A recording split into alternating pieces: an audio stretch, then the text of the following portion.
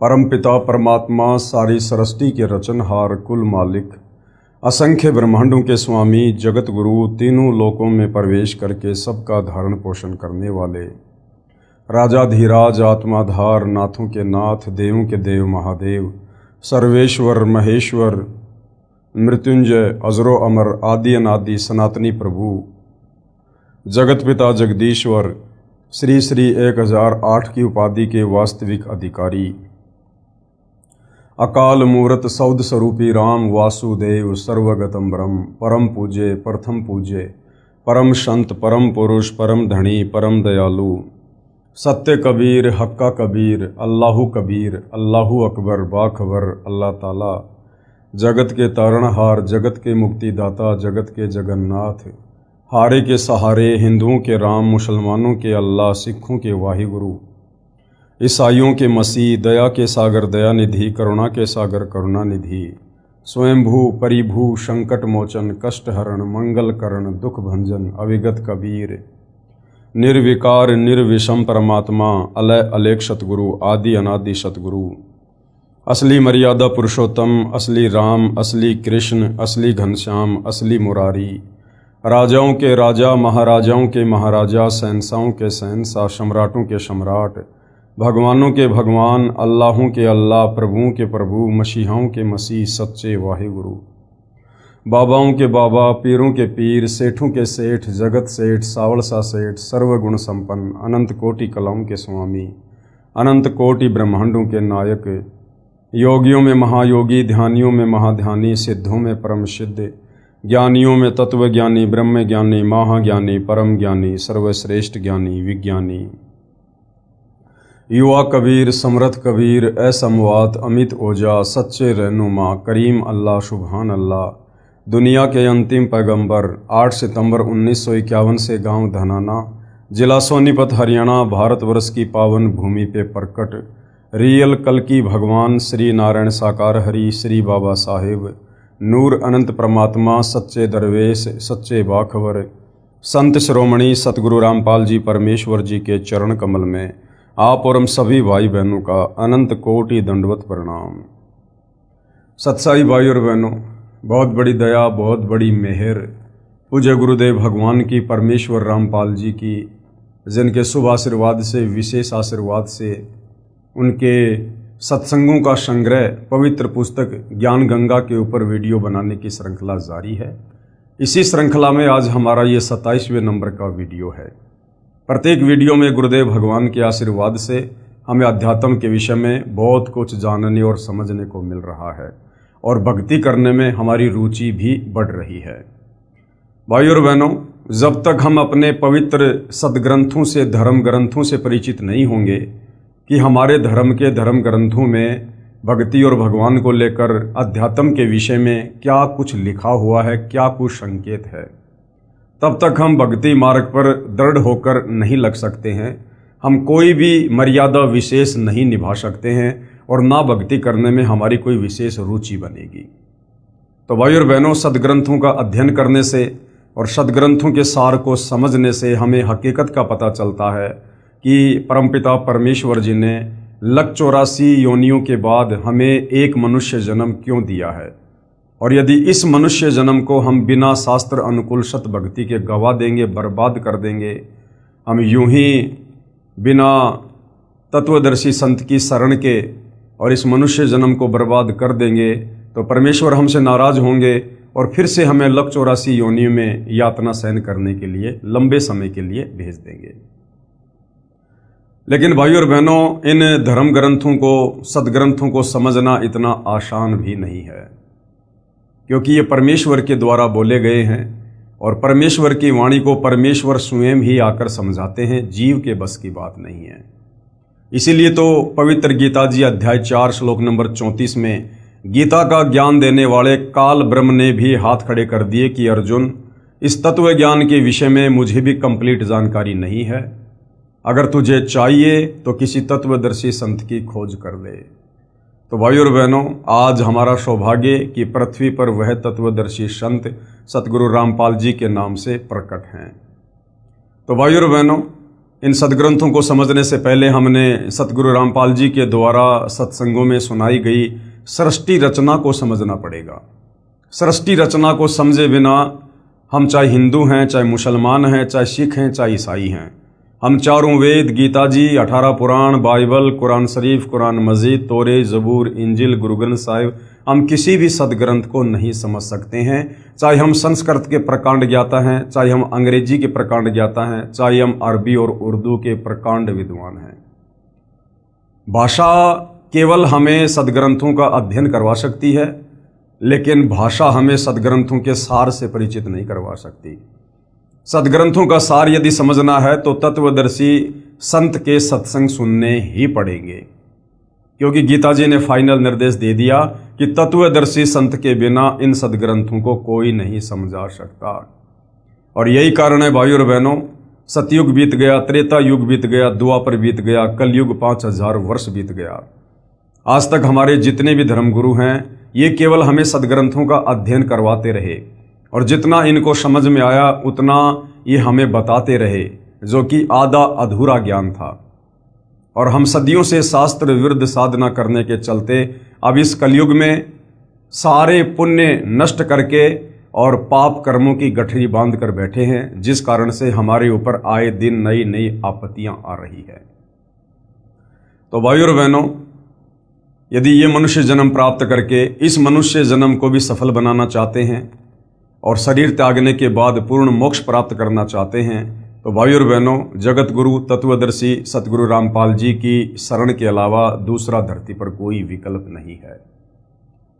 तो आप जी थोड़ा निष्पक्ष होकर धैर्य के साथ रुचि लेकर सतगुरु रामपाल जी के यूट्यूब पर सत्संग सुनिए। उनके द्वारा लिखित पुस्तकों को आप जी गूगल से डाउनलोड करके पढ़ सकते हैं। बाकी दूसरा अध्यात्म को समझने का कोई विकल्प नहीं है।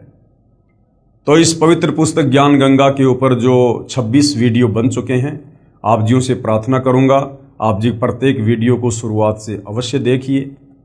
और आज हमारा 27वें नंबर का वीडियो है। आज के वीडियो में हम जानेंगे कि गीता का सार क्या है। पिछले वीडियो में हमने गीता जी के सार के विषय में काफ़ी कुछ जाना। सबसे पहले तो हमने ये जाना कि वास्तव में श्री मद् भगवत गीता जी का ज्ञान किसने दिया। हम आज से पहले केवल यही समझ रहे थे कि श्री कृष्ण जी ने ज्ञान दिया। भाई और बहनों, श्री कृष्ण जी का तो केवल शरीर प्रयोग किया गया था।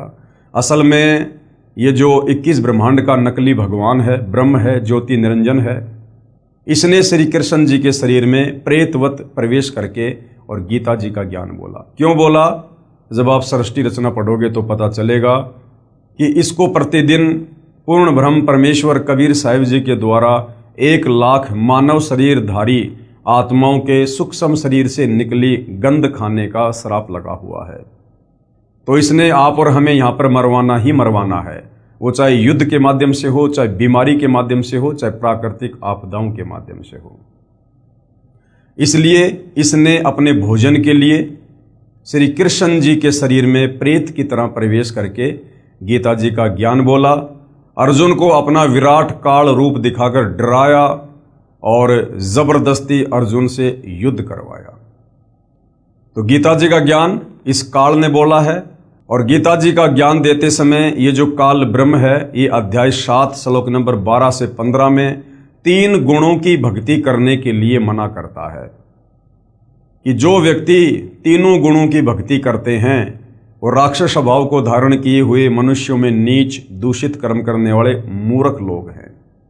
तो भाइयों और बहनों, ये 3 गुण क्या हैं जिनकी भक्ति करने के लिए ये काल मना कर रहा है?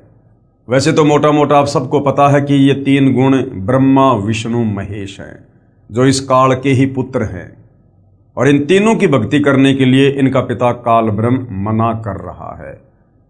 तो आप और हमें कैसे विश्वास हो? क्योंकि गीता जी अध्याय 7 श्लोक नंबर 12 से 15 में डायरेक्ट ब्रह्मा विष्णु महेश जी का नाम तो नहीं लिखा हुआ है, केवल 3 गुण लिखा हुआ है, त्रिगुण माया।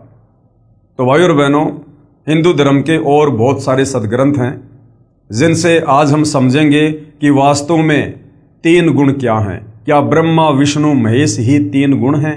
क्या यही 3 देवता हैं? क्या यही 3 गुण हैं? तो भाई और बहनों, अब हम चलते हैं पवित्र पुस्तक ज्ञान गंगा के अंदर जो कि परम पूज्य परमेश्वर सतगुरु रामपाल जी के सत्संगों का संग्रह है और भक्तों के द्वारा इसको लिखा गया है। तो ये है पवित्र पुस्तक ज्ञान गंगा, आप जियों के सामने है। आज हम समझेंगे तीनों गुण क्या हैं प्रमाण सहित। तीनों गुण, रजगुण ब्रह्मा जी हैं, सतगुण विष्णु जी हैं और तमगुण शिव जी हैं। ब्रह्म यानी काल, जो ब्रह्मा विष्णु महेश का पिता है, दुर्गा का पति है। ब्रह्म यानी काल तथा प्रकृति, प्रकृति दुर्गा को कहते हैं।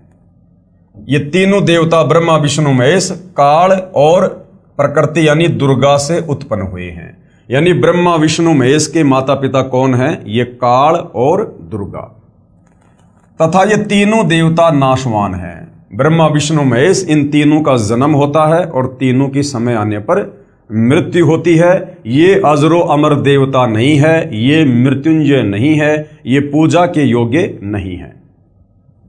अब इसका प्रमाण देखना पड़ेगा भाइयों और बहनों, वरना हम विश्वास नहीं कर पाएंगे। तो हमारे ही पवित्र सदग्रंथों में इन सब का बाकायदा प्रमाण है। गीता प्रेस गोरखपुर से प्रकाशित श्री शिव महापुराण, जिसके संपादक हैं श्री हनुमान प्रसाद पोदार, इसके पेज नंबर 110 पर अध्याय 9 रुद्र संहिता। इस प्रकार क्या लिखा हुआ इसमें? इस प्रकार ब्रह्मा विष्णु तथा शिव तीनों देवताओं में गुण हैं, परंतु शिव कौन? ये काल ब्रह्म। देखो यहां पर तीन देवता आ गए, ब्रह्मा विष्णु शिव, एक शिव यहां आ गया और एक शिव और आ गया, परंतु शिव यानी काल ब्रह्म गुणातीत है। ये शिव कौन है? ये काल है। ये अपने तीनों पुत्रों का रूप धारण करके और ये अपना खेल खेलता है। ये अपने ओरिजिनल काल रूप में किसी को भी दर्शन नहीं देता है। ये आपने गीता जी में पढ़ लिया कि अर्जुन, मैंने तेरे ऊपर प्रसन्न होकर अपना ये विराट रूप दिखाया, काल रूप, अन्यथा किसी भी जप से तप से कोई भी मेरे इस रूप के दर्शन नहीं कर सकता। क्योंकि सृष्टि रचना में आपने पढ़ा कि इसको कबीर परमेश्वर की तरफ से एक श्राप लगा हुआ है, प्रतिदिन 1 लाख आत्माओं के आहार करने का। तो इसने ये प्रतिज्ञा कर रखी है कि मैं अपने ओरिजिनल काल रूप में किसी को दर्शन नहीं दूंगा, और अपने तीनों पुत्र ब्रह्मा विष्णु महेश के माध्यम से यहाँ पर आप और हमारी ये खेती करता है अपने भोजन के लिए। तो यहाँ पर ये कभी अपने पुत्र शिव के रूप में प्रकट हो जाता है, कभी ब्रह्मा के रूप में, कभी विष्णु के रूप में। इस प्रकार ब्रह्मा विष्णु तथा शिव तीनों देवताओं में गुण हैं, परंतु शिव ये चौथा, शिव यानी काल ब्रह्म, ये गुणातीत है, यानी ये इनसे अलग रहता है। दूसरा प्रमाण, अब हम चलते हैं दूसरे प्रमाण पर। दूसरा प्रमाण गीता प्रेस गोरखपुर से प्रकाशित श्री मद देवी भागवत पुराण, जिसके संपादक हैं श्री हनुमान प्रसाद पोदार, चिमन लाल गोस्वामी, तीसरा स्कंद अध्याय 5 पेज नंबर 123। अब यहां पर क्या लिखा हुआ है? भगवान विष्णु ने दुर्गा की स्तुति की, कहा कि मैं विष्णु ब्रह्मा तथा शंकर तुम्हारी कृपा से विद्यमान हैं। हमारा तो आविर्भाव यानी जन्म तथा तिरोभाव यानी मृत्यु होती है। विष्णु जी कह रहे हैं कि हे माता दुर्गा, हम तीनों देवता आप ही के आशीर्वाद से हैं और हम तीनों का तो जन्म और मृत्यु होती है। हम नित्य यानी अविनाशी नहीं हैं, तुम ही नित्य हो। क्योंकि ब्रह्मा विष्णु महेश को केवल इतना ही ज्ञान है, इनको भी तत्व ज्ञान नहीं है, कंप्लीट सृष्टि रचना का ज्ञान नहीं है, इसलिए ये दुर्गा से ऊपर और किसी को नहीं जानते, नहीं पहचानते। तुम ही नित्य हो यानी अविनाशी हो, जगत जननी हो यानी सारे संसार को रचने वाली तुम ही हो, प्रकृति और सनातनी देवी हो। भगवान शंकर ने कहा, उसके बाद में शंकर जी क्या कह रहे हैं दुर्गा जी को, यदि भगवान ब्रह्मा तथा भगवान विष्णु तुम्ही से उत्पन्न हुए हैं तो उनके बाद उत्पन्न होने वाला मैं तमोगुणी लीला करने वाला शंकर क्या तुम्हारी संतान नहीं हुआ? अर्थात मुझे भी उत्पन्न करने वाली तुम ही हो।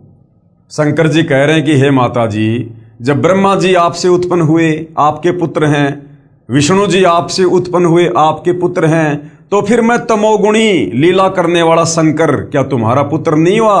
अर्थात मैं भी तुम्हारा ही बेटा हूं, तुम्ही से उत्पन्न हुआ हूं, अर्थात मुझे भी उत्पन्न करने वाली तुम ही हो। तो सिद्ध हो गया भाइयों और बहनों कि ब्रह्मा विष्णु महेश की मां कौन है? ये दुर्गा। इस संसार की सृष्टि, स्थिति तथा संहार में तुम्हारे गुण सदा समर्थ हैं। विष्णु जी कह रहे हैं कि माता, ब्रह्मा जी को जो रजोगुण की शक्ति मिली हुई है और मुझे जो शतोगुण की शक्ति प्राप्त है और शंकर जी को तमोगुण की शक्ति प्राप्त है, ये आप ही के आशीर्वाद से है। आपके आशीर्वाद के बिना हम कुछ भी नहीं कर सकते। इन्हीं तीनों गुणों से उत्पन्न हम, गीता जी अध्याय 7 श्लोक नंबर 12 से 15 में जिन तीन गुणों की बात कही गई है, रज, सत और तम, त्रिगुणी माया, यहां पर ये खुद स्वीकार कर रहे हैं। विष्णु जी क्या कह रहे हैं? इन्हीं तीनों गुणों से उत्पन्न रजगुण, सतगुण, तमगुण से ब्रह्मा, विष्णु तथा शंकर नियमानुसार कार्य में तत्पर रहते हैं। उपरोक्त यह विवरण केवल हिंदी में अनुवादित श्री देवी महापुराण से है, जिसमें कुछ तथ्यों को छुपाया गया है। इसलिए यही प्रमाण देखें श्रीमद् देवी भागवत महापुराण, सभाष्टिकम, शैमात्यम, खेमराज श्री कृष्णदास प्रकाशन बंबई। इसमें संस्कृत सहित हिंदी अनुवाद किया है। तीसरा स्कंद अध्याय 4 पृष्ठ 10 श्लोक 42। अब देखिएगा भाइयों और बहनों, ब्रह्मा जी क्या कह रहे हैं? अहम महेश्वर फिलते प्रभावत्रे वे जनी युतान यता तू नित्या के अन्य सुरा शतमख प्रमुखा च नित्या नित्या तमेव जननी प्रकृति पुराणा। अब क्या हिंदी अनुवाद है? विष्णु जी ने कहा, हे मात यानी हे मां दुर्गा, ब्रह्मा, मैं तथा शिव तुम्हारे ही प्रभाव से जन्मवान हैं, नित्य नहीं है। हम तीनों अविनाशी नहीं हैं, अर्थात हम अविनाशी नहीं हैं। फिर अन्य इंद्रादि दूसरे देवता किस प्रकार नित्य हो सकते हैं? कि माता जी, जब हम तीनों ब्रह्मा विष्णु महेश ही अविनाशी नहीं हैं, हमारा भी जन्म और मृत्यु होता है, तो फिर अन्य ये जो इंद्र हैं और अन्य देवी देवता हैं, फिर ये किस प्रकार अविनाशी हो सकते हैं? तुम ही अविनाशी हो। हम सर्व की जननी, हम सब की जननी, हम तीनों की, ब्रह्मा विष्णु महेश की माँ, अर्थात उत्पन्न करने वाली माता हो, प्रकृति तथा सनातनी देवी हो। प्रकृति दुर्गा को कहते हैं। उसके बाद पेज नंबर 11 से 12 अध्याय 5 श्लोक 8। यदि दया द्रमना न सदा अंबिके कथ अहम विहित च तमोगुण कमल जय रजोगुण संभव सुविहित किमु शतोगुणो हरि। अनुवाद है, भगवान शंकर बोले, हे मात, यदि हमारे ऊपर आप दया युक्त हो तो मुझे तमोगुण क्यों बनाया? और कमल से उत्पन्न ब्रह्मा को रजोगुण किस लिए बनाया? तथा विष्णु को शतोगुण क्यों बनाया? अर्थात जीवों के जन्म मृत्यु रूपी दुष्कर्म में क्यों लगाया? भाइयों और बहनों, हमने ये समझना है कि गीता अध्याय 7 श्लोक नंबर 12 से 15 में गीता का ज्ञान दाता ये काल ब्रह्म जिन तीन गुणों की भक्ति करने के लिए मना कर रहा है, वो तीन गुण क्या हैं? तो यहां पर क्लियर हो रहा है कि तीन गुण हैं, रजगुण ब्रह्मा, शतगुण विष्णु, तमगुण शंकर। ये खुद यहां पर बयान कर रहे हैं कि कमल से उत्पन्न ब्रह्मा को रजोगुण किस लिए बनाया तथा विष्णु को शतोगुण क्यों बनाया, अर्थात जीवों के जन्म मृत्यु रूपी दुष्कर्म में क्यों लगाया। और शंकर जी कह रहे हैं कि आपने मुझे तमोगुण क्यों बनाया? तो तीनों देवता ही तीनों गुण हैं, ब्रह्मा विष्णु महेश एक एक गुण युक्त हैं। रजगुण ब्रह्मा, सतगुण विष्णु, तमगुण शंकर जी। उसके बाद श्लोक नंबर 12। रमे से स्वपति पुरुष सदा तव गति नहीं विदम वे शिव। उसके बाद ये क्या कह रहे हैं अपनी माता जी को? अपने पति पुरुष अर्थात काल भगवान के साथ सदा भोग विलास करती रहती हो, आपकी गति कोई नहीं जान सकता। अर्थात ये दुर्गा इस काल की पत्नी है, दुर्गा इस काल की पत्नी है। और ब्रह्मा विष्णु महेश की मां कौन ही? दुर्गा। ब्रह्मा विष्णु महेश का पिता कौन? ये काल। तो आज से पहले तो भाई और बहनों इसी बात के ऊपर पर्दा पड़ा हुआ था कि ब्रह्मा विष्णु महेश नाशवान है या फिर ये अविनाशी हैं। तो अब हमारे धार्मिक सदग्रंथ ये क्लियर कर रहे हैं कि ब्रह्मा विष्णु महेश ये तीनों देवता नाशवान है, इनका जन्म और मृत्यु होता है, ये अविनाशी नहीं है, नित्य नहीं है। और इनकी माँ ये प्रकृति अर्थात दुर्गा है और इनका पिता काल भगवान है। फिर तीसरे स्कंद में क्या लिखा है? तीसरा स्कंद पेज नंबर 14 अध्याय 5 श्लोक 43। एक मेवा द्वितीयम यत ब्रह्म वेदा वदंती व सा किम त्वम वाष्पेशो वा किम संदेह विनिवर्ते। अनुवाद, जो कि वेदों में अद्वितीय केवल एक पूर्ण ब्रह्म कहा है, क्या वह आप ही हैं या कोई और है? मेरी इस शंका का निवारण करें। ब्रह्मा जी की प्रार्थना पर देवी ने कहा। आपने सृष्टि रचना में सुना कि जब प्रथम बार समुद्र मंथन में इस काल के आदेश से दुर्गा ने ब्रह्मा जी को 4 वेद दिए। ब्रह्मा जी ने चारों वेदों को पढ़ा तो पता चला कि कोई ब्रह्म है, वो साकार है, तेजोमय शरीर है, नर आकार है। तो ब्रह्मा ने फिर अपनी माता दुर्गा से पूछा कि माता, ये ब्रह्म कौन है? वेदों में तो लिखा कि कोई ब्रह्म है, और मैं आपसे पूछा करता था कि मेरा पिता कौन है, तो आप कह दिया करती थी कि मैं तेरा पिता हूं, मैं तेरी मां हूं। लेकिन वेदों में तो ब्रह्म कोई और है। तब दुर्गा ने हकीकत बतानी पड़ी कि बेटा ब्रह्म है, लेकिन वो तुझे दर्शन नहीं देगा। तो यहां पर वही विवरण है जो कि वेदों में अद्वितीय केवल एक पूर्ण ब्रह्म कहा है। क्या वह आप ही हैं? ब्रह्मा कह रहा अपनी मां से कि वेदों में जो ब्रह्म है, क्या वो आप ही हैं या कोई और है? मेरी इस शंका का निवारण कीजिए। ब्रह्मा जी की प्रार्थना पर देवी ने क्या कहा? ये संस्कृत में लिखा हुआ है, हम सीधे अनुवाद पे चलते हैं। फिर देवी दुर्गा ने क्या कहा?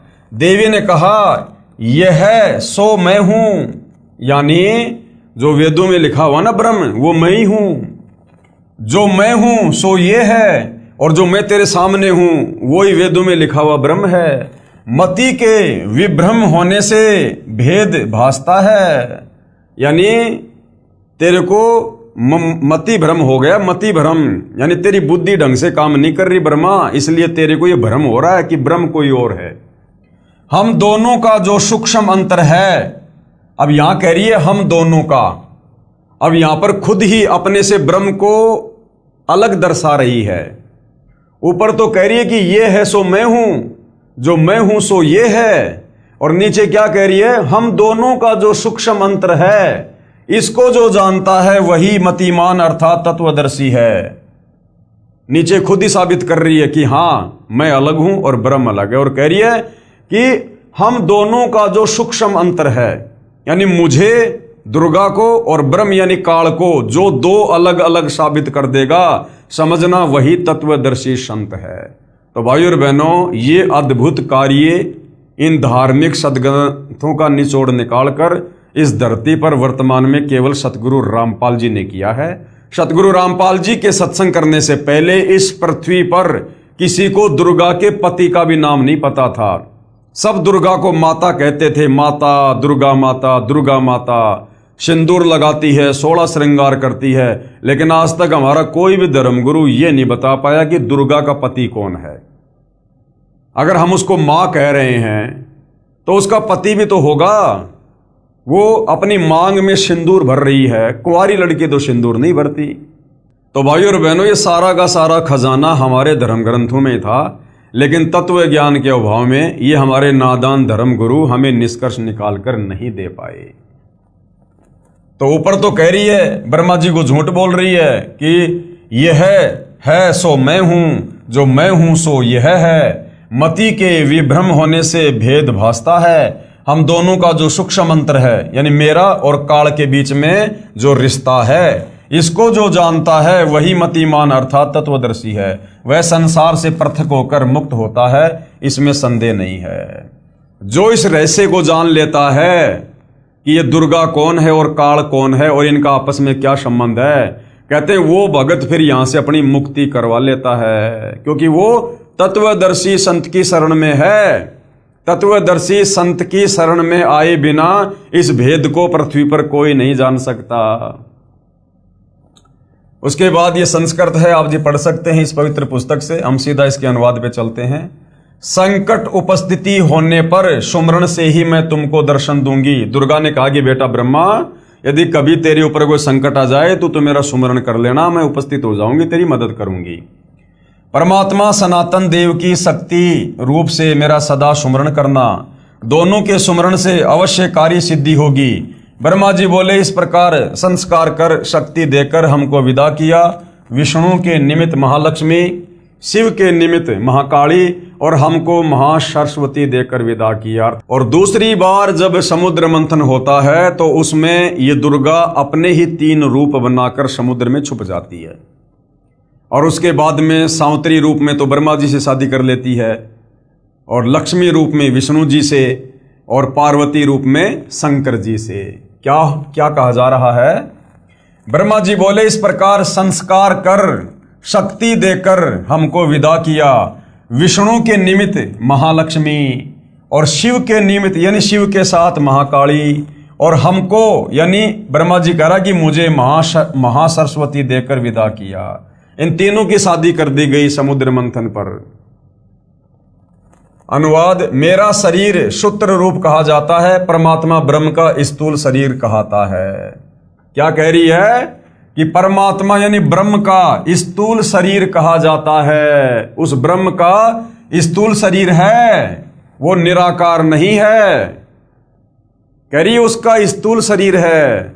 अब जिसका स्थूल शरीर है तो वो साकार हुआ। और हमारे धर्मगुरु कहा करते थे कि ब्रह्म निराकार है, ब्रह्म निराकार है। अब आगे भाइयों और बहनों, उपरोक्त पुराण वाक्यों का सार। अब जो पुराण हैं, क्या इन पुराणों में भी ये लिखा हुआ है कि रजगुण ब्रह्मा है, सतगुण विष्णु है, तमगुण शंकर जी है? भाई श्री देवी भागवत ने तो क्लियर कर दिया, श्री शिव महापुराण ने क्लियर कर दिया कि ब्रह्मा विष्णु महेश ही तीनों देवता हैं और ये ही तीनों गुण हैं। रजगुण युक्त ब्रह्मा जी हैं, सतोगुण युक्त विष्णु जी हैं और तमोगुण युक्त शंकर जी हैं। यही तीनों देवता हैं और यही तीनों गुण हैं। अब यदि हमारे इन पुराणों में भी इस बात का कोई प्रमाण मिल जाए कि वास्तव में ब्रह्मा विष्णु महेश ही एक एक गुण युक्त हैं, तो भाइयों और बहनों फिर गीता जी अध्याय 7 श्लोक नंबर 12 से 15 को पढ़ने में बड़ी आसानी होगी। उपरोक्त पुराण वाक्यों का सार स्पष्ट हुआ कि श्री ब्रह्मा जी रजगुण है, श्री विष्णु जी सतगुण है तथा श्री शिव जी तमगुण है। और ये तीनों भगवान नाशवान हैं, इनका जन्म और मृत्यु होता है तीनों का, ब्रह्मा विष्णु महेश का, तथा इनका जन्म मृत्यु होता है। और दुर्गा को प्रकृति भी कहा जाता है, दुर्गा को प्रकृति भी कहते हैं। और दुर्गा का पति ब्रह्म यानी क्षर पुरुष ये काल है, और ये उसके साथ में पति पत्नी व्यवहार यानी रमण विलास करती रहती है। दुर्गा तथा ब्रह्म दोनों स्थूल शरीर में यानी आकार में हैं, निराकार नहीं हैं। ये श्री शिव महापुराण और देवी महापुराण ने बिल्कुल क्लियर कर दिया। यही प्रमाण गीता अध्याय 14 श्लोक नंबर 3 से 5 में है। गीता ज्ञान दाता ब्रह्म यानी क्षर पुरुष ये काल कह रहा है कि ये प्रकृति अर्थात दुर्गा तो मेरी पत्नी है, मैं इसकी योनि अर्थात गर्भाधान स्थान में बीज स्थापना करता हूं, अर्थात पति पत्नी व्यवहार करता हूं, जिससे सर्व प्राणियों की उत्पत्ति होती है। मैं सर्व यानी 21 ब्रह्मांड के प्राणियों का पिता हूं। कौन कह रहा है? ये काल, ये ब्रह्म। गीता अध्याय 14 श्लोक नंबर 3 से 5 में बिल्कुल क्लियर कर रहा है ये क्षर पुरुष, ये ब्रह्म, ये काल, कि दुर्गा मेरी पत्नी है और दुर्गा के गर्भाधान में मैं बीज स्थापित करता हूं, अर्थात पति पत्नी व्यवहार से जीवों की उत्पत्ति करता हूं, जिससे सर्व प्राणियों की उत्पत्ति होती है। मैं यानी ब्रह्म काल सर्व 21 ब्रह्मांड के प्राणियों का पिता हूं, तथा प्रकृति यानी दुर्गा अष्टंगी सबकी माता है। इसी दुर्गा यानी प्रकृति अष्टंगी से उत्पन्न तीनों गुण रजगुण ब्रह्मा, सतगुण विष्णु तथा तमगुण शिव अन्य प्राणियों को कर्मों के बंधन में बांधते हैं। सृष्टि रचना में हमें गुरुदेव भगवान ने यही तो बताया कि दुर्गा से तीनों पुत्र ब्रह्मा विष्णु महेश की उत्पत्ति करके और उसके बाद काल ने दुर्गा से कहा कि दुर्गा, अब मैं किसी को भी अपने ओरिजिनल काल रूप में दर्शन नहीं दूंगा, और तीनों पुत्रों को मैंने एक एक गुण युक्त कर दिया है। अब इनके माध्यम से तू आगे सृष्टि की शुरुआत कर, जीव उत्पत्ति का कार्य कर, क्योंकि मुझे रोजाना 1,00,000 मानव शरीरधारी आत्माओं के सूक्ष्म शरीर से निकली वासना खाने का श्राप लगा हुआ है। इसलिए ये काल दुर्गा के माध्यम से हम सभी प्राणियों को, तीनों लोकों के प्राणियों को, ये ब्रह्मा विष्णु महेश के माध्यम से कर्मों के बंधन में बांध के रखता है।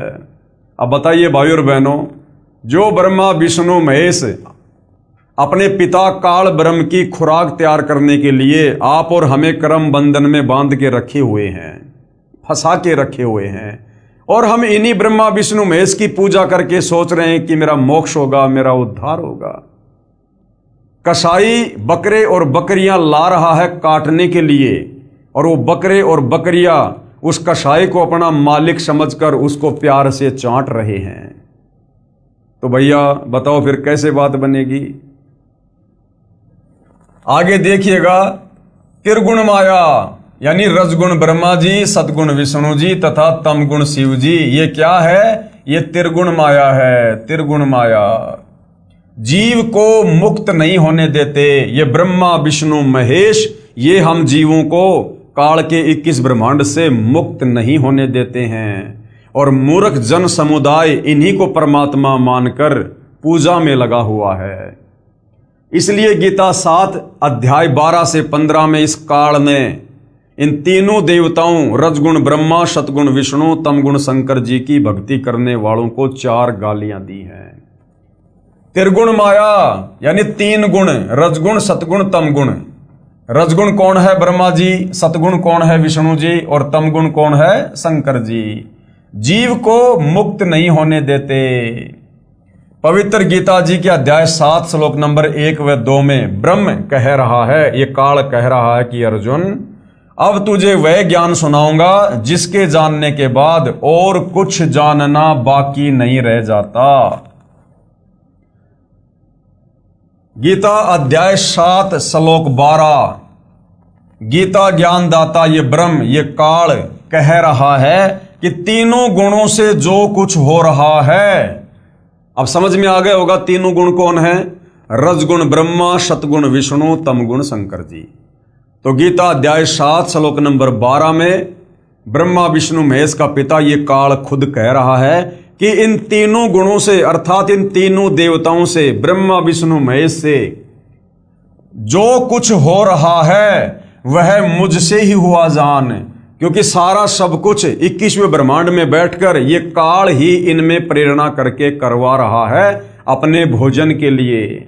जैसे रजगुण ब्रह्मा से उत्पत्ति करवाता है, सतगुण विष्णु से पालन पोषण स्थिति तथा तमगुण शिव से ये प्रलय अर्थात संहार कारण काल भगवान ही है। इन तीनों देवताओं के माध्यम से जो भी कुछ हो रहा है इसका मुख्य कारण कौन है? ये काल।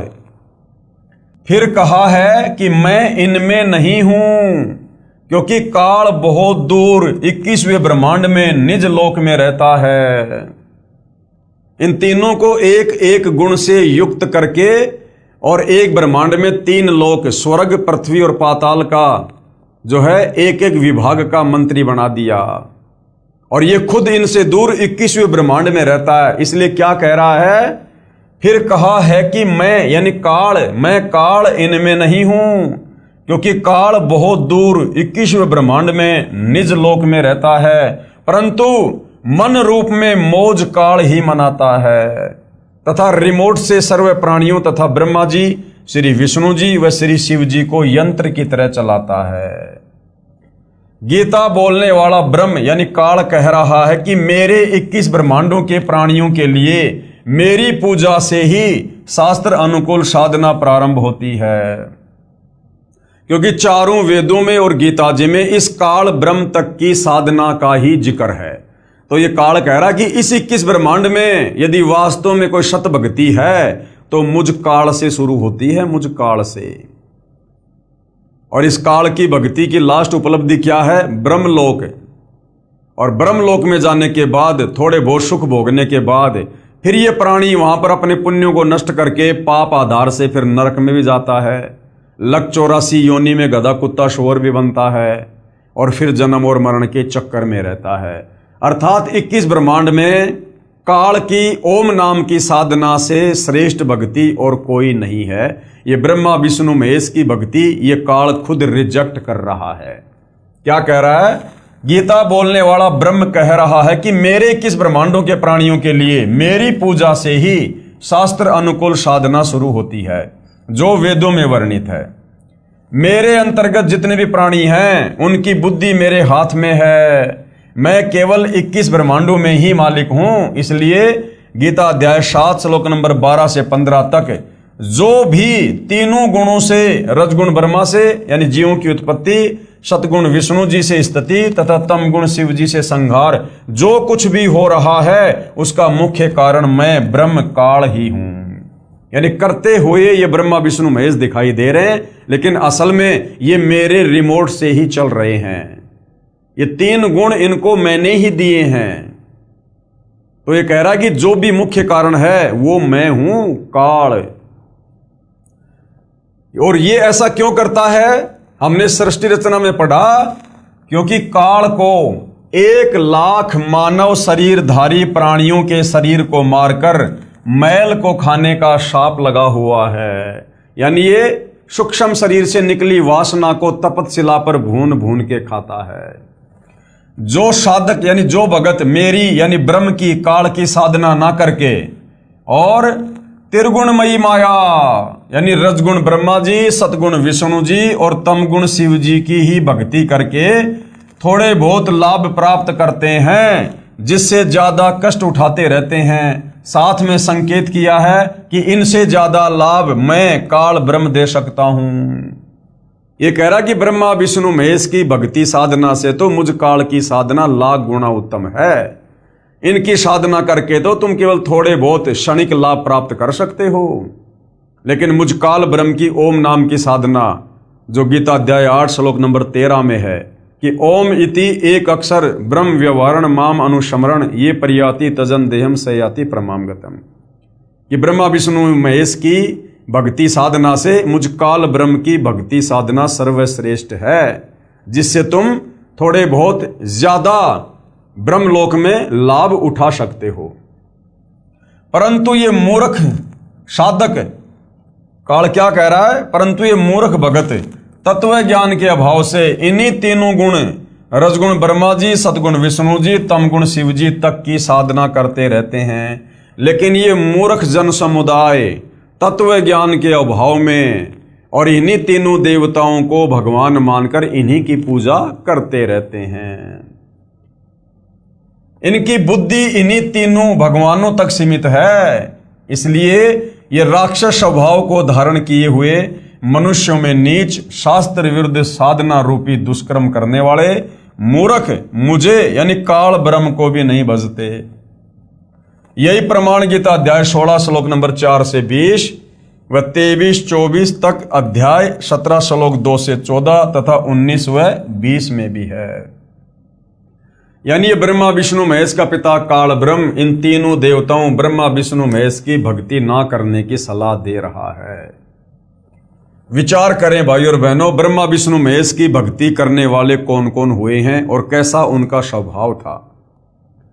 रावण ने भगवान शिव को मृत्युंजय, अजरो अमर, सर्वेश्वर मानकर भक्ति की, क्योंकि तत्व ज्ञान रावण को भी नहीं था। 10 बार शीश काटकर समर्पित कर दिया शंकर जी के चरणों में, जिसके बदले में युद्ध के समय 10 शीश रावण को प्राप्त हुए, परंतु मुक्ति नहीं हुई, क्योंकि मुक्ति तो ब्रह्मा विष्णु महेश की नहीं है, तो इनकी भक्ति से इनके भक्तों को कैसे मिलेगी। और राक्षस कहलाया, तमोगुणी शंकर का भगत रावण क्या कहलाया फिर? राक्षस। इसलिए गीता अध्याय 7 श्लोक नंबर 12 से 15 में काल कह रहा है कि जो इन्हीं तीनों गुणों की भक्ति पर लगे रहते हैं वो राक्षस स्वभाव को धारण किए हुए मनुष्यों में नीच दूषित कर्म करने वाले मूर्ख मुझ काल की भक्ति भी नहीं करते।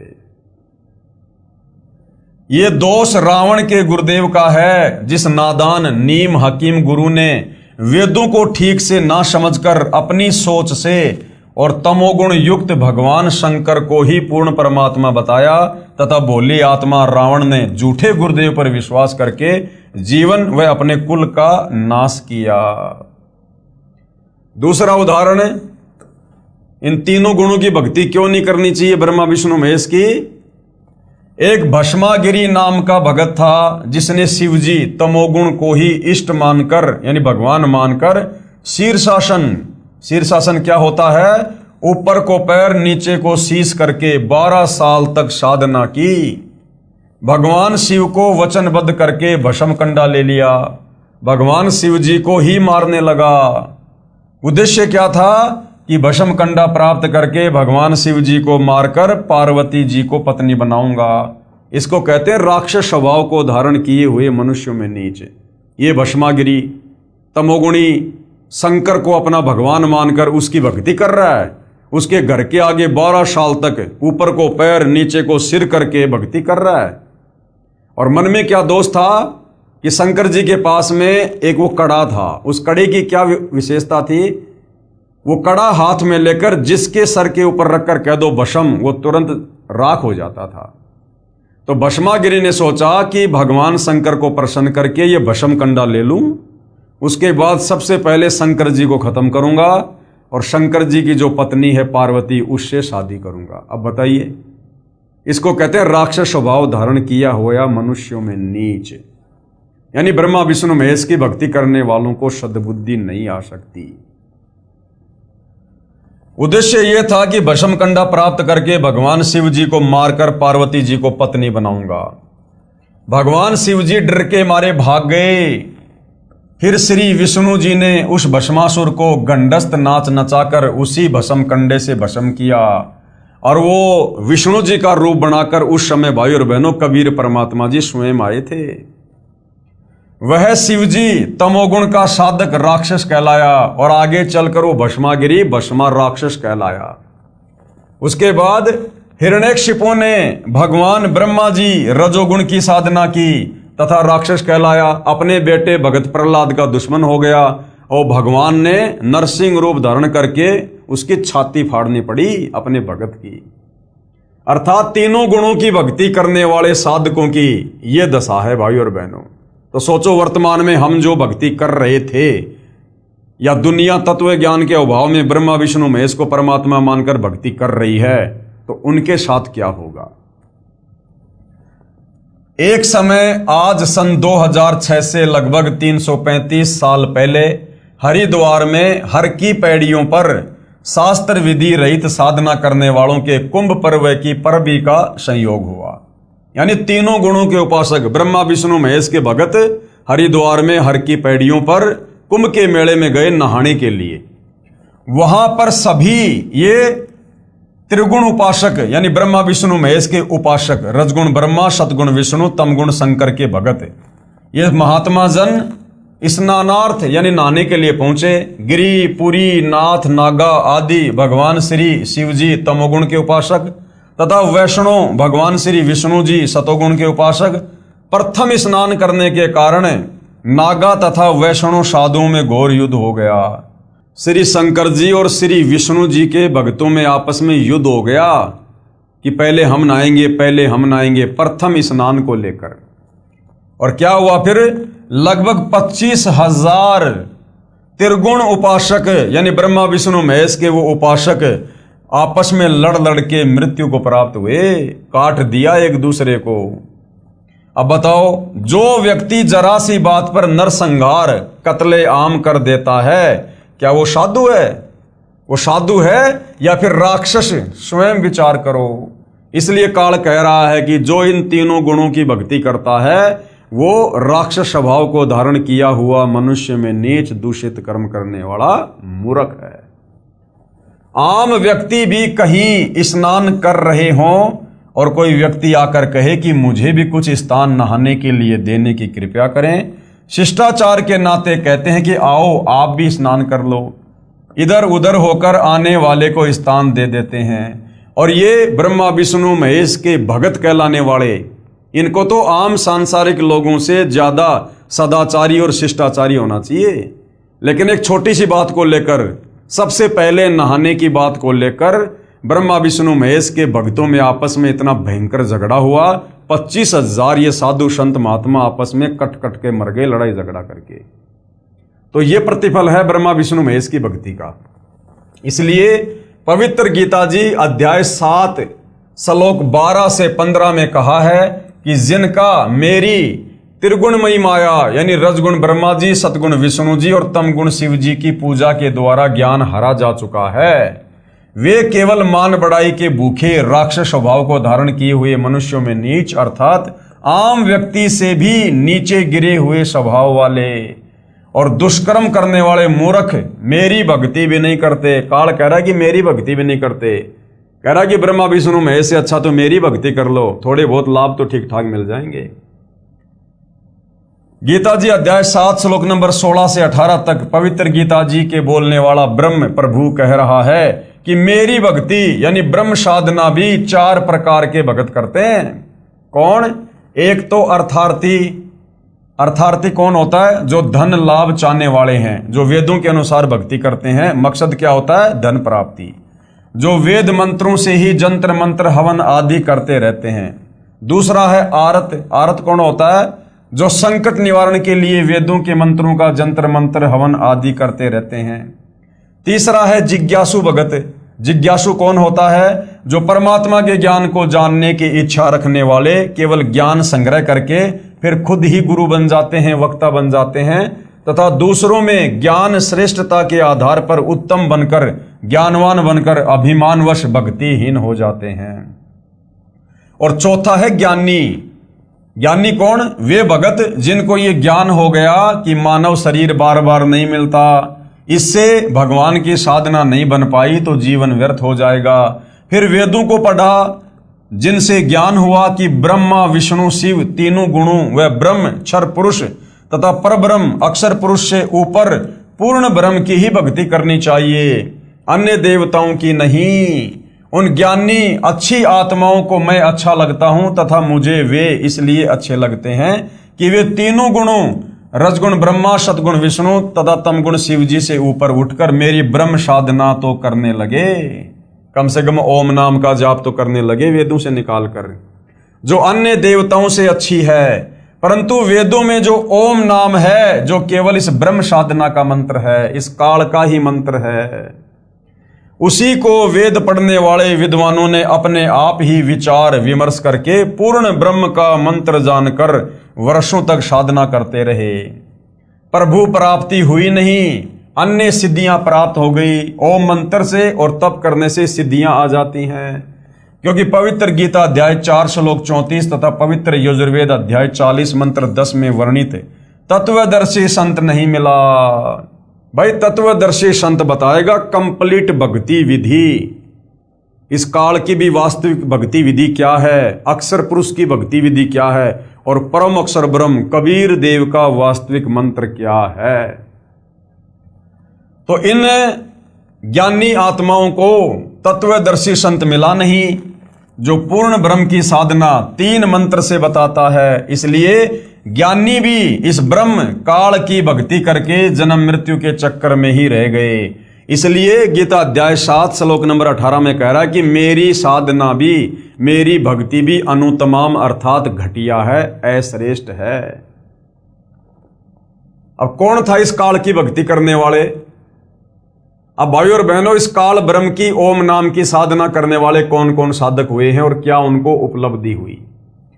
एक ज्ञानी अच्छी आत्मा महर्षि चुनक जी ने वेदों को पढ़ा तथा एक पूर्ण प्रभु की भक्ति का मंत्र ओम जानकर इसी नाम के जाप से वर्षों तक साधना की।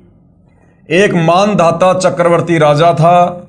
चक्रवर्ती राजा उसे कहते हैं जिसका पूरी पृथ्वी पर शासन हो। उसने अपने अंतर्गत राजाओं को युद्ध के लिए ललकारा, एक घोड़े के गले में चिट्ठी बांधकर सारे राज्य में घुमाया, शर्त यह थी कि जिसने राजा मानधाता की गुलामी अर्थात अधीनता स्वीकार ना हो उसे युद्ध करना पड़ेगा। वह इस घोड़े को पकड़कर बांध ले। किसी ने घोड़ा नहीं पकड़ा।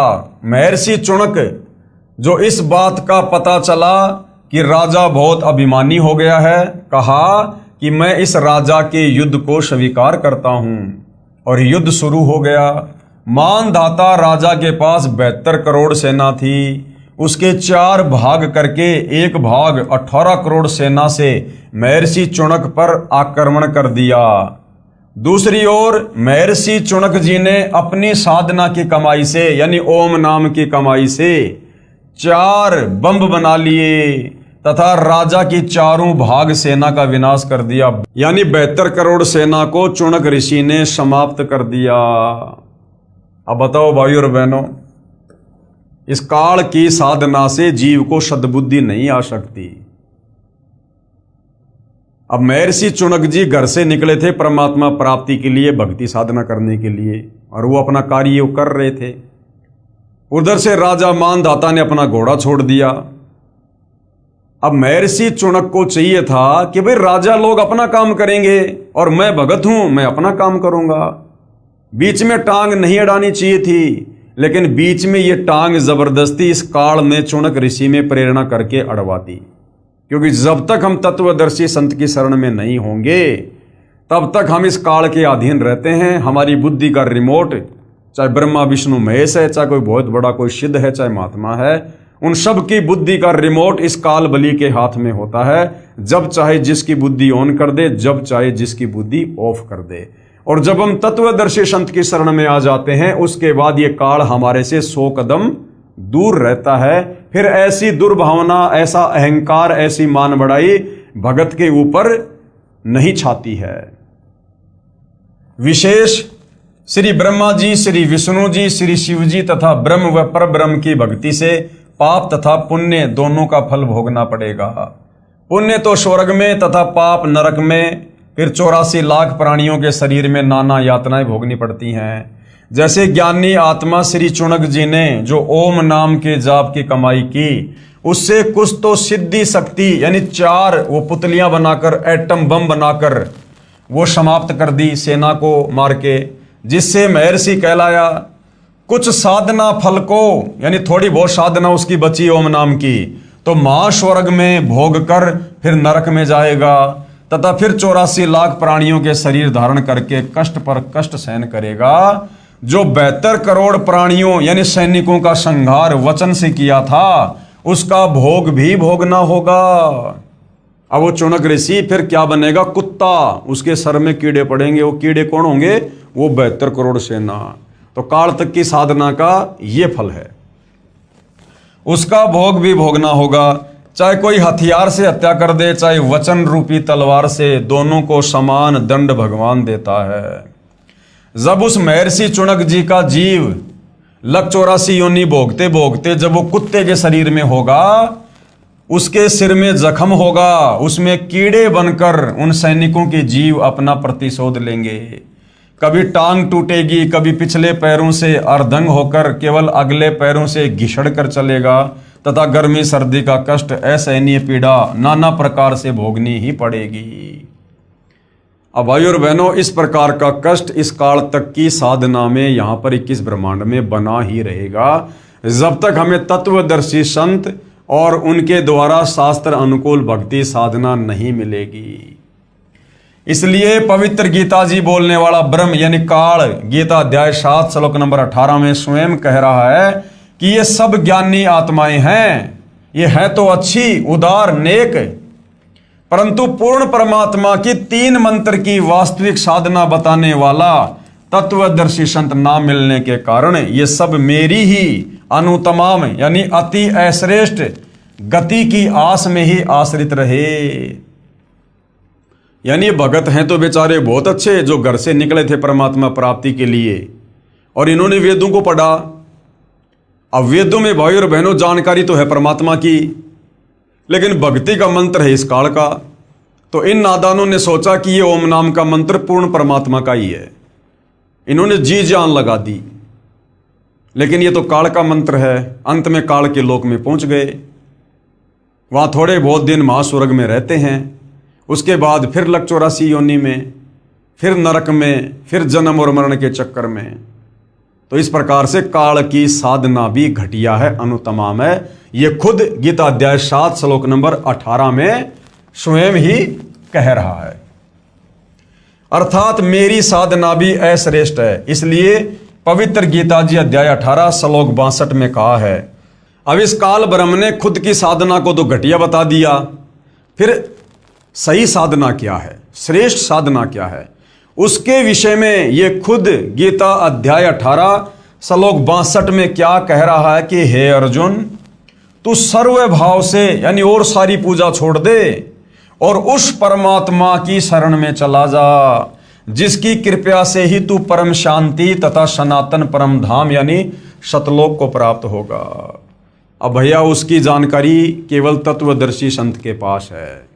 तो वर्तमान में पूर्ण ब्रह्म परमात्मा कबीर साहिब की वो 3 मंत्र वाली कंप्लीट साधना वर्तमान में सतगुरु रामपाल जी परमेश्वर जी के पास है, जिसके विषय में गीता अध्याय 17 श्लोक नंबर 23 में कहा है, ओम तत् सत इति निर्देश ब्रह्मण त्रिविध समर्थ। पवित्र गीता जी को श्री कृष्ण जी के शरीर में प्रेतवत प्रवेश करके ब्रह्म अर्थात काल ने बोला। फिर कई वर्षों बाद पवित्र गीता जी तथा पवित्र चारों वेदों को महर्षि वेद व्यास जी के शरीर में भूत की तरह प्रवेश करके स्वयं ये ब्रह्म क्षर पुरुष द्वारा लिपि पद भी स्वयं ही किए हैं। इनमें परमात्मा कैसा है, कैसे उसकी भक्ति करनी है तथा क्या उपलब्धि होगी, ज्ञान तो पूर्ण वर्णन है, परंतु पूजा की विधि यानी जो मंत्र हैं वो केवल इस ब्रह्म क्षर पुरुष काल तक के हैं, अर्थात ज्योति निरंजन काल तक की ही है।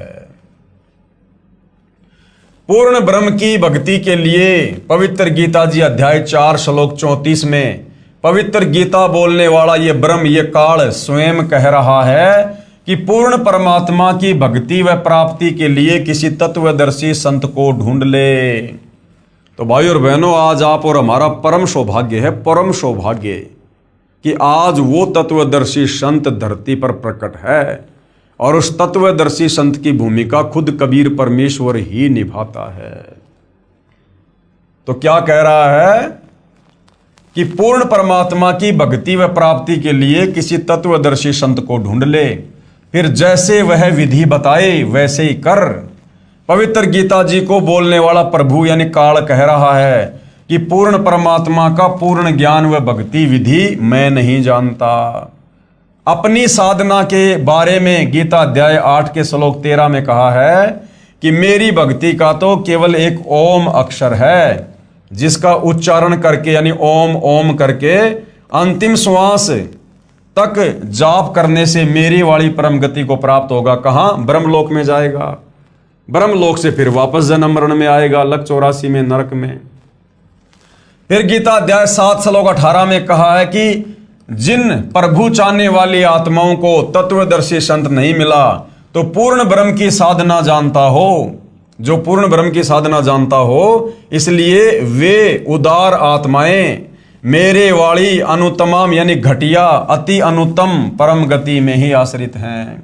यानी तत्वदर्शी संत के अभाव में वो अच्छी आत्माएं जो वेदों से ओम नाम को निकाल कर जाप कर रही हैं, वो तत्वदर्शी संत की शरण के अभाव में मेरी ही घटिया साधना कर रही हैं, परमात्मा की साधना जानकर। पवित्र गीता जी बोलने वाला प्रभु यानी काल स्वयं कह रहा है कि मेरी साधना से होने वाली गति अर्थात मुक्ति भी अति अश्रेष्ठ है, घटिया है। अध्याय 7 श्लोक नंबर 18 में। इसके बाद भाई और बहनों, अन्य देवताओं रजगुण ब्रह्मा जी, सतगुण विष्णु जी, तमगुण शिव जी की पूजा अनजान ही करते हैं। यानी जिनको तत्व ज्ञान नहीं है, आध्यात्मिक ज्ञान नहीं है, वो नादान लोग ही ब्रह्मा विष्णु महेश यानी तीनों गुणों की भक्ति करते हैं। अध्याय 7 के श्लोक 20 में कहा है कि जिसका संबंध अध्याय 7 के श्लोक 15 से लगातार है। श्लोक 15 में कहा है कि त्रिगुणमयी माया जो रजगुण ब्रह्मा जी, सतगुण विष्णु जी, तमगुण शिव जी की पूजा तक सीमित है तथा इन्हीं से प्राप्त क्षणिक सुख के द्वारा जिनका ज्ञान हरा जा चुका है, ऐसे असुर स्वभाव को धारण किए हुए नीच व्यक्ति, दुष्कर्म करने वाले मूर्ख मुझे भी नहीं बसते। कौन कह रहा है? ये काल। फिर गीता अध्याय 7 के श्लोक 20 में उन भोगों की कामना के कारण जिनका ज्ञान हरा जा चुका है, वे अपने स्वभाववश प्रेरित होकर अज्ञान अंधकार वाले नियम के आश्रित अन्य देवताओं को पूजते हैं। अध्याय 7 के श्लोक 21 में कहा है कि जो जो भगत जिस जिस देवता के स्वरूप को श्रद्धा से पूजना चाहता है, उस भगत की श्रद्धा को मैं उसी देवता के प्रति स्थिर करता हूं।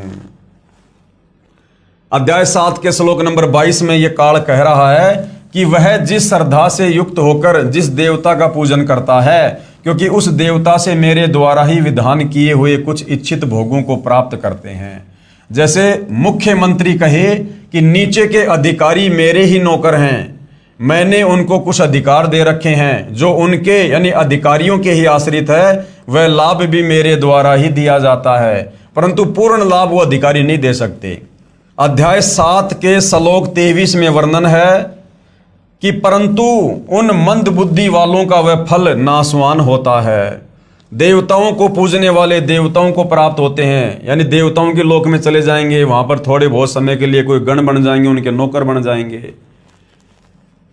मद भगत मतावलंबी, जो वेदों में वर्णित भक्ति विधि अनुसार भक्ति करने वाले भगत भी मुझको प्राप्त होते हैं, यानी ओम नाम की साधना करने वाले मुझ काल को प्राप्त होते हैं, अर्थात काल के जाल से कोई बाहर नहीं निकलता। यानी भाइयों और बहनों, ये काल कह रहा है कि जो व्यक्ति मेरी भक्ति ना करके और इन अन्य देवी देवताओं की भक्ति पर लगे हुए हैं, उन मूर्खों को ये नहीं पता कि उन देवी देवताओं की भक्ति करने के चलते जो थोड़े बहुत सुख यानी लाभ उनको प्राप्त होते हैं, जैसे थोड़े बहुत समय के लिए स्वर्ग में चला गया, फिर नरक में, छोटे मोटे काम यहां पर हो गए सिद्ध, तो ये काल कह रहा कि वो लाभ भी मेरी शक्ति से ही उन भक्तों को मिल रहे हैं। जिस प्रकार गांव का सरपंच है और गांव का सरपंच गांव वालों को कुछ अच्छे कार्य करके कोई धर्मशाला बनवा दे, कोई रोड बनवा दे, कोई नाली को पक्की करवा दे, कोई ट्यूबवेल लगा दे, वो गांव वालों को थोड़े बहुत कुछ लाभ दे रहा है, लेकिन वो सरपंच वो लाभ नहीं दे सकता जो लाभ मुख्यमंत्री दे सकता है। और गांव वाले केवल सरपंच के पीछे लग रहे हैं और किसी को जानते नहीं, मानते नहीं कि सरपंच ही हमारा मुख्यमंत्री है, हमारा सब कुछ है। तो फिर मुख्यमंत्री कहे कि उन नादान, उन मूर्ख गांव वालों को यह पता ही नहीं है कि उस सरपंच से ज्यादा लाभ तो यदि वो डायरेक्ट मेरे से संपर्क करें तो मैं दे सकता हूं, अन्यथा सरपंच से जो लाभ प्राप्त हो रहा है वो भी मेरे द्वारा, मेरे सिस्टम से ही हो रहा है, वो सरपंच कुछ भी देने में सक्षम नहीं है। तो इसी प्रकार ये काल कह रहा है कि इस तत्व ज्ञान को अच्छे से ना समझकर और जो मेरी भी भक्ति नहीं करते हैं और केवल ये ब्रह्मा विष्णु महेश से नीचे देवी देवताओं की भक्ति में लगे रहते हैं, तो देवी देवताओं की भक्ति से वो सुख, वो लाभ नहीं हो सकता जो मुझ काल ब्रह्म की ओम नाम की साधना से मिल सकता है। और वो देवी देवताओं की साधना से थोड़े बहुत जो लाभ मिल रहे हैं, ये काल कह रहा कि वो भी मेरे आशीर्वाद से मिल रहे हैं, वो भी मैंने ही विधान बना रखा है। कहने का मतलब है अगर किसी को 21 ब्रह्मांड में ही रहना है, इस काल के लोक में ही रहना है, और यदि गधा कुत्ता सुअर भी बनना है, नरक में भी जाना है, जन्म मरण के चक्कर में भी रहना है और रहना 21 ब्रह्मांड में ही है, तो काल कह रहा कि नादानो फिर क्यों ना मेरी ओम नाम की साधना करो। बार बार तो नरक में नहीं जाओगे, बार बार तो तपस्या पे नहीं जाओगे, काफी लंबे समय तक मेरी ओम नाम की साधना से मैं तुम्हें ब्रह्मलोक में रखूंगा, मां स्वर्ग में रखूंगा, लेकिन अंत में जाना फिर पड़ेगा तुम्हारे को जन्म मरण में, लक 84 में, नरक में। विशेष अध्याय 7 के श्लोक 20 से 23 में कहा है कि वे जो भी साधना किसी भी पितर की, भूत की, देवी देवताओं आदि की पूजा स्वभाववश करते हैं, जैसे हम श्राद्ध निकालते हैं तो श्राद्ध निकालना ये भूतों की पूजा है। मैं ब्रह्म काल ही उन मंद बुद्धि लोगों भक्तों को उसी देवता के प्रति आसक्त करता हूं। वे नादान भगत देवताओं से जो लाभ पाते हैं, मैंने काल ने ही देवताओं को कुछ शक्ति दे रखी है, उसी के आधार पर उनके यानी देवताओं के पुजारी देवताओं को प्राप्त हो जाएंगे। लेकिन रहेंगे काल के जाल में। परंतु उन मंदबुद्धि भक्तों की वह पूजा 84 लाख योनियों में शीघ्र ले जाने वाली है। यानी ज्यादा समय तक वो स्वर्ग में नहीं रह सकते। देवी देवताओं की पूजा करने वाले स्वर्ग में अपना पुण्य भोग के फिर तुरंत लक 84 में चले जाएंगे। तथा जो मुझे यानी काल को भजते हैं वे तपतशिला पर फिर मेरे महास्वर्ग ब्रह्मलोक में चले जाएंगे और उसके बाद जन्म मरण में ही सदा रहेंगे। मोक्ष प्राप्त नहीं होगा। 21 ब्रह्मांड से बाहर नहीं निकल सकते काल की ओम नाम की साधना करते करते। भावार्थ है कि देवी देवताओं व ब्रह्मा विष्णु शिव तथा माता से भगवान ब्रह्म की साधना अधिक लाभदायक है। यानी ब्रह्मा विष्णु महेश दुर्गा और नीचे के देवी देवताओं से इस काल की ओम नाम की भक्ति अच्छी है। यानी लंबे समय तक महास्वर्ग में रहोगे, ब्रह्मलोक में रहोगे, लेकिन आना फिर पड़ेगा। भले ही महास्वर्ग में गए भगत का स्वर्ग समय 1 महाकल्प तक भी हो सकता है, परंतु महास्वर्ग में शुभ कर्मों का सुख भोग कर फिर नरक तथा अन्य प्राणियों के शरीर में कष्ट बना रहेगा। पूर्ण मोक्ष नहीं, अर्थात कालजाल से मुक्ति नहीं। अब भाइयों और बहनों, और प्रमाण हमारे धर्मशास्त्रों में, पवित्र गीता व पवित्र वेदों में अन्य देवताओं की पूजा तथा पितृ पूजा, श्राद्ध निकालना तथा भूत पूजा, अस्थियां उठाना अर्थात फूल उठाना, पिंड भरवाना, मंडियों की पूजा करना मना किया है। पवित्र चारों वेदों अनुसार साधना का परिणाम केवल स्वर्ग महास्वर्ग प्राप्ति, मुक्ति नहीं। यानी चारों वेदों के अनुसार हम जो साधना करेंगे, चारों वेदों में जानकारी तो है कबीर परमेश्वर की, पूर्ण ब्रह्म की, लेकिन भक्ति का मंत्र केवल ओम है और ये ओम है इस काल का। तो काल के ही जाल में रहेंगे चारों वेदों और गीता जी के अनुसार भक्ति करते करते, जब तक हमें तत्वदर्शी संत नहीं मिलेगा और जब तक तत्वदर्शी संत हमें वो कंप्लीट 3 मंत्र का जाप जो पूर्ण ब्रह्म परमेश्वर कबीर साहिब का है, जब तक वो नहीं देगा, हम काल के 21 ब्रह्मांड से बाहर निकलकर मुक्त नहीं हो सकते। तो पवित्र चारों वेदों अनुसार भक्ति का परिणाम क्या है? केवल स्वर्ग में चले जाओगे, महास्वर्ग में चले जाओगे, लेकिन मोक्ष नहीं होगा। फिर जन्म मरण में, फिर लक 84 में गधा कुत्ता सुअर, फिर नरक में, फिर तपतशिला पर। पवित्र गीता अध्याय 9 श्लोक 20 और 21 में कहा है कि जो मनोकामना सकाम सिद्धि के लिए मेरी पूजा तीनों वेदों में वर्णित साधना शास्त्र अनुकूल करते हैं, अर्थात ओम नाम का जो जाप करते हैं, वे अपने कर्मों के आधार पर महास्वर्ग में आनंद मनाकर फिर क्या होगा? फिर जन्म मरण में आ जाते हैं। अर्थात यज्ञ चाहे शास्त्र अनुकूल भी हो, उनका एकमात्र लाभ सांसारिक भोग, स्वर्ग और फिर नरक व 84 लाख योनियां ही हैं। जब तक तीनों मंत्र ओम तत् सत्य जो कि सांकेतिक हैं, तत्वदर्शी संति बताएगा, गीता अध्याय 17 श्लोक नंबर 23 में लिखे हुए हैं। जब तक तीनों मंत्र ओम तथा तत्व सत्य सांकेतिक हैं, पूर्ण संत से यानी तत्वदर्शी संत से प्राप्त नहीं होते। अध्याय 9 के श्लोक 22 में कहा है कि जो निष्काम भाव से मेरी शास्त्र अनुकूल पूजा करते हैं, उनकी पूजा की साधना की रक्षा मैं स्वयं करता हूं, लेकिन मुक्ति नहीं मिलती जब तक तत्वदर्शी संत नहीं मिलेगा। तो भाई और बहनों, आज के वीडियो में हमें यह भली भांति समझ में आ गया है कि जिसको 21 ब्रह्मांड में रहना है, जिसको मोक्ष नहीं चाहिए, वो भैया वेदों के अनुसार, गीता जी के अनुसार इस काल के ओम मंत्र की साधना करो जी लगा के। फिर कहां जाओगे? इसके ब्रह्मलोक में जाओगे, महास्वर्ग में जाओगे, वहां लंबे समय तक रहोगे, एक महाकल्प तक रहोगे, हजारों युगों तक रहोगे, सर्व भोग भोगोगे, बकवाद करोगे, वैश्यावर्ती करोगे। उसके बाद जब हमारी ओम नाम की कमाई खत्म हो जाएगी, जब हमारा रिचार्ज खत्म हो जाएगा, ये काल हमें वहां से नीचे उठा के पटक देगा। जैसे यहां से हमारी मृत्यु हो जाती है, ऐसे वहां मृत्यु हो जाएगी। फिर कहां जाएगा वो? जितने समय उसने वो महास्वर्ग भोगा है, उतना ही समय फिर वो नरक भी भोगेगा, लक 84 योनि में भी जाएगा, ये है इस काल की वेदों में वर्णित ओम नाम की साधना का फल। और जिसको पूर्ण मोक्ष चाहिए, 21 ब्रह्मांड से जिसको पार होना है सदा सदा के लिए, जिसको परम सुख चाहिए, वो भैया गीता जी अध्याय 4 श्लोक नंबर 34 में वर्णित तत्वदर्शी संत की शरण में आकर उसके बताए अनुसार साधना करेगा, जिसका यहां से पूर्णतया छुटकारा होगा। और ये काल कह रहा है कि मेरे जो 3 बेटे हैं ब्रह्मा विष्णु महेश, जिनको त्रिगुणी मयी माया का नाम दिया गया है, जो एक एक गुण युक्त हैं, रजगुण ब्रह्मा, सतगुण विष्णु, तमगुण शंकर।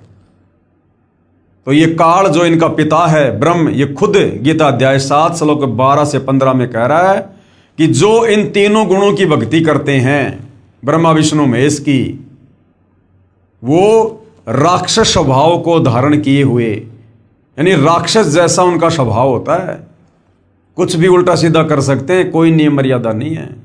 मनुष्यों में नीच दूषित कर्म करने वाले, शराब वो पीते, मांस वो खाते, जुआ वो खेलते, चोरी वो करते, गंदी नजर वो रखते। और मूर्ख, मूर्ख इसलिए कहा कि उनको तत्व ज्ञान नहीं है। तत्व ज्ञान के बिना ये लोग ब्रह्मा विष्णु महेश की भक्ति कर रहे हैं। तो ब्रह्मा विष्णु महेश की भक्ति करने वालों को पवित्र गीता जी अध्याय 7 श्लोक 12 से 15 में ब्रह्मा विष्णु महेश का पिता खुद 4 गालियां दे रहा है, 4 गालियां। तो भाई और बहनों, ये पवित्र शास्त्र सब कुछ समझा रहे हैं, इनमें सब कुछ लिखा हुआ है। बस तत्व ज्ञान के अभाव में हमारे नादान धर्म गुरु, जो केवल संस्कृत भाषा के ज्ञाता थे, लेकिन तत्व ज्ञान के अभाव से इन धर्मशास्त्रों का निष्कर्ष निकालकर हमें नहीं बता पाए और हमें शास्त्र अनुकूल साधना से दूर रखा, जिस कारण से हमारे पूर्वज आज वो प्रेत योनि में हैं, भूत योनि में हैं, और आज उनकी तृप्ति के लिए आप और हमारे से श्राद्ध निकलवाए जा रहे हैं, उनके लिए भोजन बनवाया जा रहा है। अरे भैया, यदि वो स्वर्ग में बैठे, उनकी मुक्ति हो गई, तो क्या स्वर्ग में भोजन नहीं है क्या भोजन भी यहां से भेजना पड़ेगा?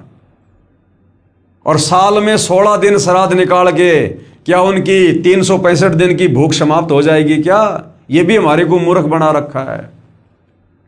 तो जिस प्रकार इन नादान धर्म गुरुओं ने तत्व ज्ञान के अभाव में हमारे पूर्वजों को शास्त्र विरुद्ध साधना करवा के और प्रेत योनि में भेज दिया, भूत योनि में भेज दिया, आज आप और हमारे से भी शास्त्र विरुद्ध साधना के तहत उन हमारे पूर्वजों के श्राद्ध निकलवा कर, जो कि वेद विरुद्ध है, हमें भी प्रेत योनि, भूत योनि में भेजने की तैयारी कर रहे हैं। तो भाई, ये वर्तमान के शिक्षित भगत समाज के ऊपर है कि आप जी ने इस काल बलि के अंडर में रहकर, इस काल बलि के अधीन जो शक्तियां हैं, आपने उन्हीं की साधना करनी है और इस काल बलि के जाल में फंसे रहना है, या फिर आपने गीता अध्याय 4 श्लोक 34 के अनुसार तत्वदर्शी संत सतगुरु रामपाल जी की शरण में आकर उनके बताए अनुसार भक्ति करके सदा सदा के लिए, यानी युगों युगों से हम जो यहाँ पर तपतशिला का कष्ट, नरक का कष्ट, महानरक का कष्ट, लख 84 योनियों का कष्ट, जन्म मरण और बुढ़ापे का कष्ट भोग रहे हैं, क्या हम इससे बाहर निकलना चाहते हैं? क्या उस परम धाम, शाश्वत स्थान, सतलोक को प्राप्त करना चाहते हैं? क्या सदा सदा के लिए अजरो अमर अविनाशी होना चाहते हैं? सर्व सुख भोगना चाहते हैं? तो उसके लिए भाई तत्वदर्शी सतगुरु रामपाल जी की शरण में आकर उनके बताए अनुसार आजीवन मर्यादा में रहकर भक्ति करनी पड़ेगी, दूसरा कोई विकल्प नहीं है। हाँ, मान बढ़ाई और अहंकार वश आप जो मर्जी कर लो, कुछ भी कर लो, यहाँ पर कोई किसी का हाथ नहीं पकड़ेगा, कोई किसी को जबरदस्ती भक्ति नहीं करवा पाएगा। लेकिन फिर ये शरीर छूटने के बाद क्या होगा, फिर क्या क्या कष्ट भोगने पड़ेंगे, वो हमारे धर्मशास्त्र भली भांति बता रहे हैं। तो भाई और बहनों, आज आप और हमारा सौभाग्य उन तमाम आत्माओं का जो समय रहते सतगुरु रामपाल जी परमेश्वर जी की शरण में आकर शास्त्र अनुकूल भक्ति कर रहे हैं। और भाई और बहनों, हमारे द्वारा ये थूक बिलोना, अर्थात ये वीडियो बना बना के समझाना केवल इसलिए है कि आप हमारे भाई बहन हो। हम सब एक परमेश्वर कबीर साहिब के बच्चे हैं और हम सब अपनी नादानी के चलते सतलोक से इस काल के चक्कर में यहाँ पर आए हुए हैं और यहाँ हम असहनीय कष्ट भोग रहे हैं। ये मनुष्य जन्म प्राप्त करके थोड़े बहुत हमें पूर्व जन्म की भक्ति के आधार से सुख हो जाते हैं। कोई सरकारी अफसर बन जाता है, कोई अधिकारी बन जाता है, कोई बिजनेसमैन बन जाता है, कोई मंत्री बन जाता है और सोचते हैं कि हम जो ये साधना कर रहे हैं ब्रह्मा विष्णु महेश की, देवी देवताओं की, बस इसी साधना से हमारे ठाट बाट हो रहे हैं। ये हमारी बहुत ही छोटी सोच है, हमारी आध्यात्मिक ज्ञानहीनता है। ये काल हमें मनुष्य जन्म देकर मूर्ख बना देता है, थोड़े बहुत सुख देकर। ये ना भूलो, इस मनुष्य जन्म से पहले हम गधे थे, कुत्ते थे, सुअर थे, गोबर खा रहे थे, लेट्रिन खा रहे थे। हमें कोई गाड़ियों में नहीं घुमाता था, हमें कोई सुबह सुबह चाय बिस्कुट दूध नाश्ता फल फ्रूट नहीं देता था, कोई हमें पहनने को कपड़े नहीं देता था, नहाने को पानी नहीं मिलता था। ऊपर से असहनीय कष्ट, गर्मी सर्दी बरसात ओले आंधी भूख प्यास सब कुछ सहन करनी पड़ रही थी। तो भाइयों और बहनों, ये जानकारी देने के लिए कबीर परमात्मा स्वयं सतलोक से चलकर तत्वदर्शी संत की भूमिका करके हमें सृष्टि रचना समझाते हैं कि जो गलती हम नादानों ने सतलोक में की थी हमें वो गलती याद दिलाते हैं। और जो तत्वदर्शी संत की बातों पर यकीन कर लेता है, शास्त्रों से सर्व प्रमाण देखकर वो अपना जीवन फिर से सफल कर लेता है। इसलिए भाई और बहनों, आप जियों तक ये जानकारी पहुंचाई जा रही है। तो आज के वीडियो में केवल इतना ही। कल परमेश्वर के आशीर्वाद से फिर सेवा में हाजिर होंगे। यदि ज्ञान समझ में आ रहा है तो अविलंब सतगुरु रामपाल जी से नाम दीक्षा प्राप्त करें और मुक्ति के मार्ग में आगे बढ़ें। तो भाई और बहनों, आज के वीडियो में केवल इतना ही। पूज्य गुरुदेव भगवान हम सबको आशीर्वाद दें, सद्बुद्धि दें, हमारा मार्गदर्शन करें, हमें आज्ञा दें। बंदी छोड़ सतगुरु रामपाल जी परमेश्वर जी की जय हो।